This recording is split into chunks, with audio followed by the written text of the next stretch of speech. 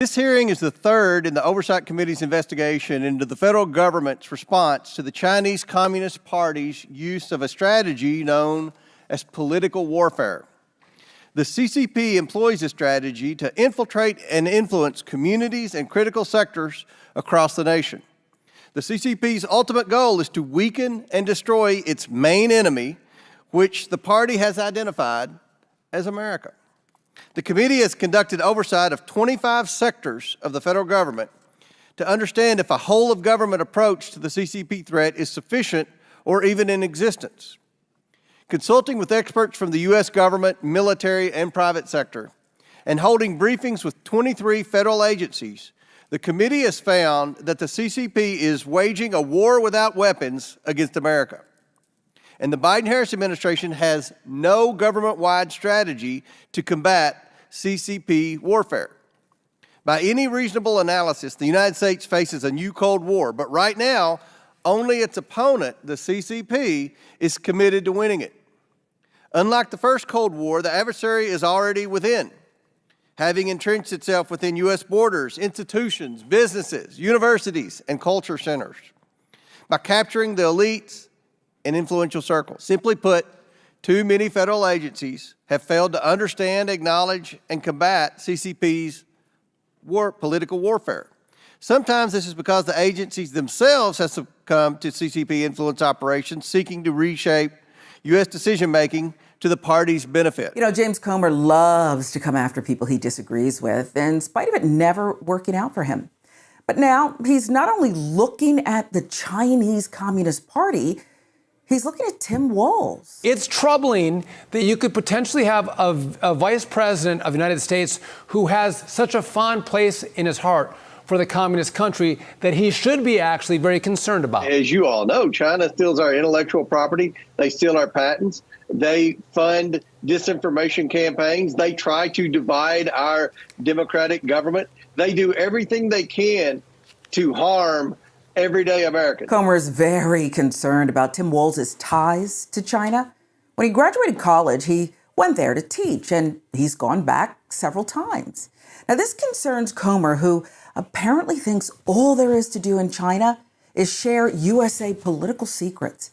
However, he didn't seem to mind, remember, when another politician cozied up to China. He loves them because he envies their total control over their societies, and they love him because they know they can manipulate and control him. He praises all of them, Putin, Orban, Xi, Kim Jong-un. Trump exults in their friendship and emulates their control over what he calls their people. When he was president, Trump said that he and Xi, the president of China and chairman of the Communist Party, quote, love each other. And Trump called Xi a brilliant man. He openly envied and marveled over Xi's total control over his people, saying, quote, he controls 1.4 billion people with an iron fist. And when people ask questions about Xi and the CCP's role at the beginning of the COVID-19 crisis, Trump repeatedly defended Xi and praised his excellent leadership, calling him a brilliant man, smart, brilliant, everything perfect. We love each other. President Xi, who's a friend of mine, who's very smart, very good man, nobody like that. The look, the brain, the whole thing. My feeling toward you is an incredibly warm one. You know, this feels like it's going outside of having good relationships with foreign nations and turning into something much more nefarious. I mean, isn't this something we should be more concerned about than Walz's trips to China? All the dictators and despots of the world have something in common in 2024. They're united in trying to subvert democracy in America, and they're engaged indeed in political warfare against us, as the title of this hearing has it. The vicious autocrats of Russia, the police state theocrats of Iran, the totalitarian communist billionaire bureaucrats of China, North Korea, and all their corrupt oligarchs and plutocrats seek to destroy the very idea of human rights and political freedom that are the defining ideals of America and still the hope of a world struggling against their oppression. The tyrants have something else in common. Donald Trump. He loves them all, and they love him back. Trump's repeatedly praised Russia's lawless and bloody invasion of Ukraine as smart.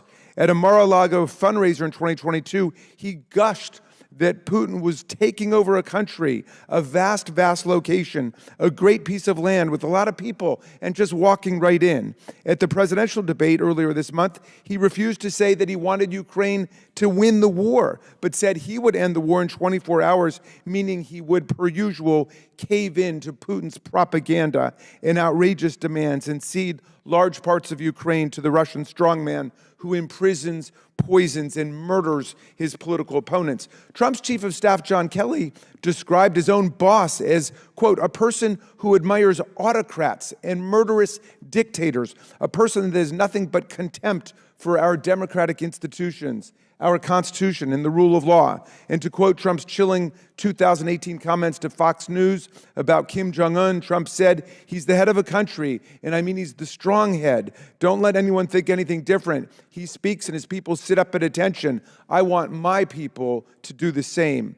Trump openly catered to Putin, defended the former KGB chief, and aggressively took his side against the NSA, the CIA, the Defense Intelligence Agency, the FBI, and more than a dozen other U.S. intelligence agencies, which found that Putin was engaged in active political espionage, sabotage, and interference in the 2016 American presidential election, a form of shocking appeasement that just invited further Russian aggression against us in 2020 and now again in the 2024 campaign. Certainly sounds more concerning to me. It truly sounds like James Comer has a single mission in all of his probes, and it is fear-mongering. It's making the American public feel distrust towards their leadership. It's something he likely learned from one Donald Trump, of course, whose main strategy this campaign has been Joe Biden and now Kamala Harris, and immigrants have ruined your life. Americans have watched their communities destroyed by this sudden, suffocating inundation of illegal aliens. I said, if you let them in, it's going to be hell. They are vicious, violent criminals. These are stone-cold killers. They'll walk into your kitchen, they'll cut your throat. These are people at the highest level of killing. They'd cut your throat, and they won't even think about it the next morning. These people are roaming our country. You know, Trump's whole playbook is about fear, and it seems Comer has been taking notes. They feed their voter base fear and suspicion, focusing on China, immigrants, or really anything foreign that they can spin into a threat. It taps into the worst instincts of people: racism, xenophobia, and of course, fear of the unknown, all to keep them angry and voting. What we see here is a classic tactic from Comer. He's stirring up fear and distrust under the guise of patriotism. His focus on Walz's trips to China, well, it feels like a weak attempt to undermine a political opponent by playing into the xenophobic fears many still hold about China. But let's be real here. Walz's visits to China to teach and foster understanding, they're not the real threat to America. The real issue is politicians like Comer, who manipulate their base with misinformation and distractions. It's like a magic trick. Comer wants you to focus on one hand, but what's happening in the other? Fear-mongering about China and immigrants, well, it keeps his voters in a constant state of anxiety, which makes them easier to control and keeps them coming back for more.